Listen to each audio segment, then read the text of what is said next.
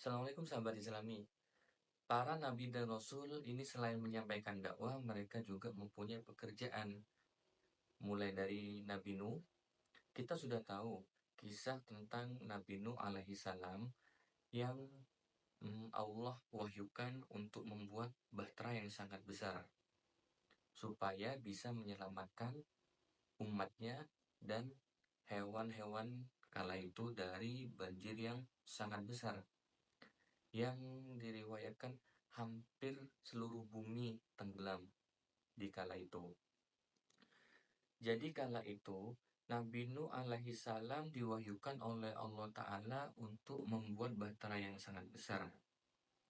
Allah menyuruh kepada Nabi Nuh ini bukan tanpa alasan, karena Nabi Nuh di sini mempunyai keahlian di bidang arsitek.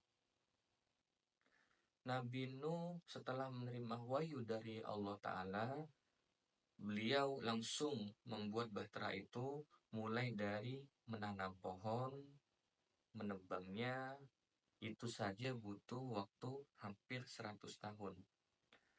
Setelah itu, setelah menebang, Nabi Nuh langsung menggergaji dan langsung membuat bahtera itu juga butuh hampir 100 tahun lamanya.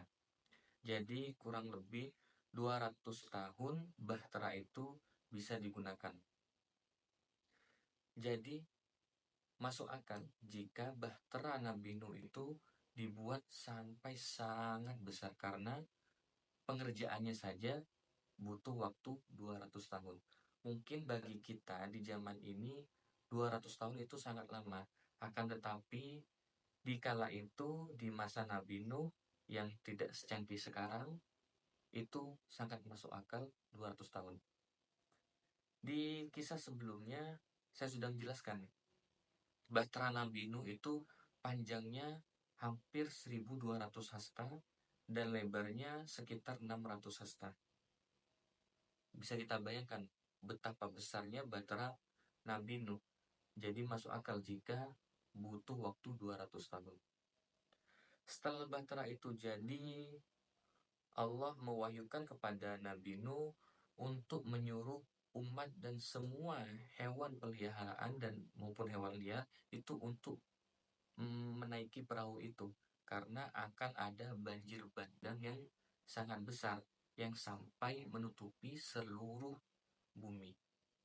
Karena keahlian Nabi Nuh ini yang membuat perahu itu menjadi kokoh, akhirnya semua umat Nabi Nuh kala itu dan hewan peliharaan selamat dari banjir bandang. Itu kisah dari Nabi Nuh alaihissalam. Untuk selanjutnya ini kisah dari Nabi Yusuf alaihissalam. Sahabat Islami, kita tahu Nabi Yusuf ini mempunyai banyak mukjizat. Mulai dari Nabi Yusuf mempunyai tampan yang mempunyai wajah yang sangat tampan, dan sisi lain Nabi Yusuf ini bisa menakwil mimpi, yakni bisa menafsirkan mimpi. Jadi kala itu Nabi Yusuf ini diperintahkan oleh sang raja untuk menafsirkan mimpi sang raja. Karena sang raja pernah bermimpi di dalam mimpinya yaitu 7 sapi gemuk itu dimakan oleh 7 sapi kurus. Karena mimpi ini sang raja menjadi ketakutan. Akhirnya Nabi Yusuf yang terkenal bisa menafsirkan mimpi dengan tepat, Nabi Yusuf dipanggil oleh sang raja untuk menafsirkan mimpi itu. Karena keahliannya, Nabi Yusuf menjelaskan kepada sang raja, jika kelak akan datang masa subur selama 7 tahun dan masa paceklik selama 7 tahun. Dan Nabi Yusuf memberi saran kepada sang raja, selama 7 tahun masa subur, rakyatnya ini disuruh untuk menanam bahan pokok dan menghematnya. Supaya nanti di saat 7 tahun masa paceklik, rakyatnya itu sudah tidak gelisah lagi akan bahan pokok. Karena saran Nabi Yusuf seperti ini, akhirnya sang raja mengikuti saran dari Nabi Yusuf. Alhasil, Setelah datang masa subur dan masa paceklik, rakyat dari sang raja ini tidak mengalami kesulitan sama sekali. Karena keahlian ini, Nabi Yusuf oleh sang raja diangkat menjadi bendahara kerajaan saat itu. Karena jasanya Nabi Yusuf bisa menyelamatkan perekonomian kerajaan kala itu. Itulah profesi dari Nabi Yusuf alaihissalam.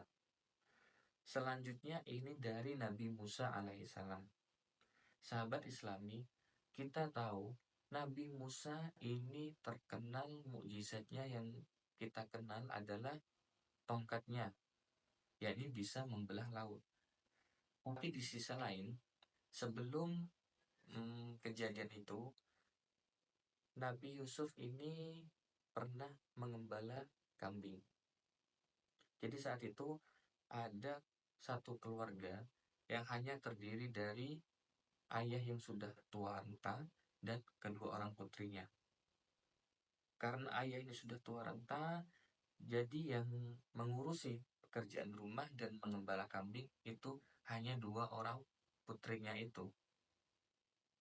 Suatu saat, salah satu seorang putrinya itu tidak sengaja melihat seorang laki-laki yang tampaknya sangat kuat, gagah, dan sangat tampan. Ternyata pria itu adalah Nabi Musa alaihissalam.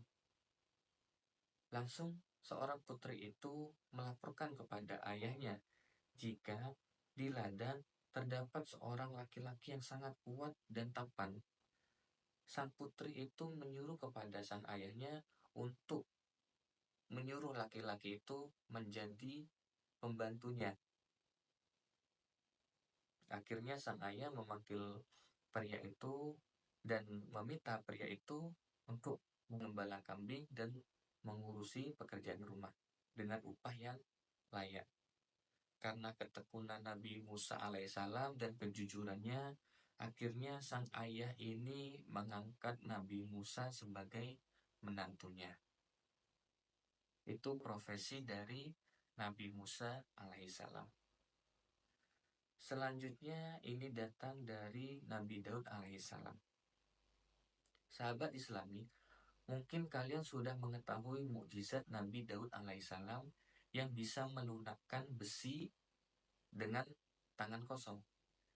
Jadi Nabi Daud alaihissalam ini selain menyampaikan dakwah kepada umatnya, Nabi Daud ini mempunyai mukjizat bisa melunakkan besi dengan tangan kosong. Jadi tanpa dipanasi. Dikala itu masih terjadi perang huru-hara. Jadi Nabi Daud ini membuat baju besi itu untuk perang. Sebelumnya baju besi untuk perang itu hanya lempengan-lempengan besi yang kaku. Karena inisiatif dan kreatifnya Nabi Daud membuat baju perang itu dari besi hanya menggunakan tangan kosong yang sangat enak digunakan. Jadi sangat nyaman untuk digunakan. Dari keahlian Nabi Daud ini langsung diturunkan kepada umat-umatnya untuk membuat baju besi yang senyaman itu. Kisah yang terakhir ini datang dari Nabi Muhammad SAW. Sahabat Islami, kita tahu sejak kecil Nabi Muhammad SAW ini sudah mengembala domba. Jadi sejak kecil Nabi Muhammad SAW sudah diajarkan untuk mengembala domba. Dan di saat remaja, Nabi Muhammad SAW ini diajak oleh pamannya untuk berdagang ke negara Syam. Ini mungkin salah satu mukjizat dari Nabi Muhammad SAW.